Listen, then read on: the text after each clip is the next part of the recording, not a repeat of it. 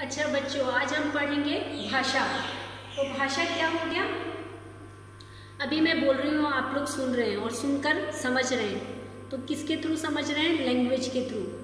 वही भाषा है, ठीक है। जब एक बोलता है और दूसरा सुनता है, या एक लिखता है दूसरा उसे पढ़कर समझता है, वही है भाषा।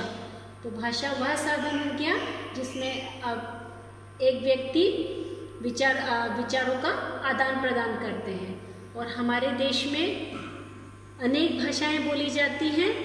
तो उनमें से जो हमारी राष्ट्रभाषा है वो हमारी हिंदी है, और हिंदी दिवस मनाया जाता है 14 सितंबर को। और हमारे देश में कुल 22 भाषाएं हैं जिन्हें भाषाओं के रूप में मान्यता प्राप्त है।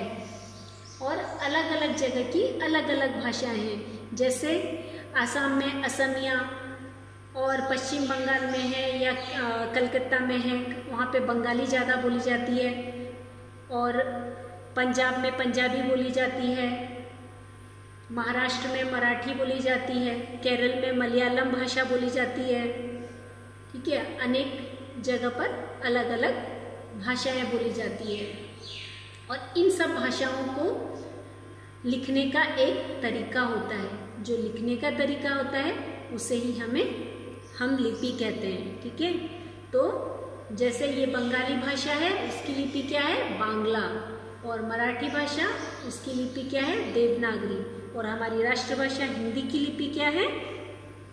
देवनागरी। और जैसे पंजाबी है, उसकी हो गई गुरुमुखी। अंग्रेजी की जो है लिपि, उसको बोलते हैं रोमन। तो इस तरह से अलग अलग भाषाओं की लिपि भी अलग अलग है। तो ये ग्रामर का पहला चैप्टर है, आपके हिंदी व्याकरण का पहला चैप्टर है। कोई भी किसी भी लैंग्वेज को पढ़ने के लिए, कोई भी भाषा को पढ़ने के लिए आपको उसके व्याकरण का अर्थात ग्रामर का ज्ञान होना बहुत ज़रूरी है। तो उसके लिए हम लोग ग्रामर पढ़ते हैं, उसका व्याकरण पढ़ते हैं, ताकि उसमें जो अशुद्धियाँ हैं वो ना हो और हम उसके शुद्ध रूप का ज्ञान कर सकें, ठीक है। तो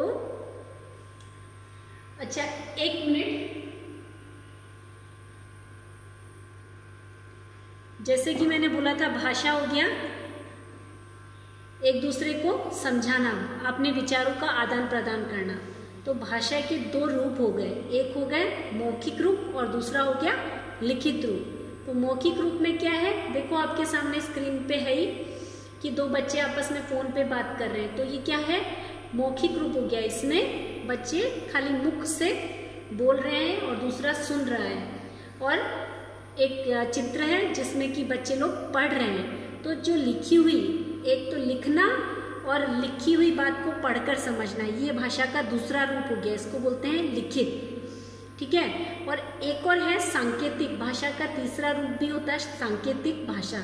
पर सांकेतिक भाषा कोई भाषा में नहीं आती है। आपने प्रीवियस क्लासेस में पढ़ा है सांकेतिक भाषा, पर वो भाषा नहीं होती। एक्चुअली में आप जब इशारों में बात करेंगे तो वो कोई लैंग्वेज नहीं है ना।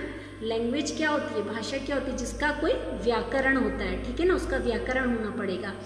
पर सांकेतिक भाषा का कोई व्याकरण नहीं होता है, तो इसीलिए वो भाषा में इंक्लूड नहीं होता है, ठीक है। तो ये आपका चैप्टर खत्म हुआ, और आप इसको फिर से अच्छे से पढ़ेंगे अपनी किताब से, और कुछ समझ में नहीं आने से आप दोबारा से पूछ सकते हैं। Thank you.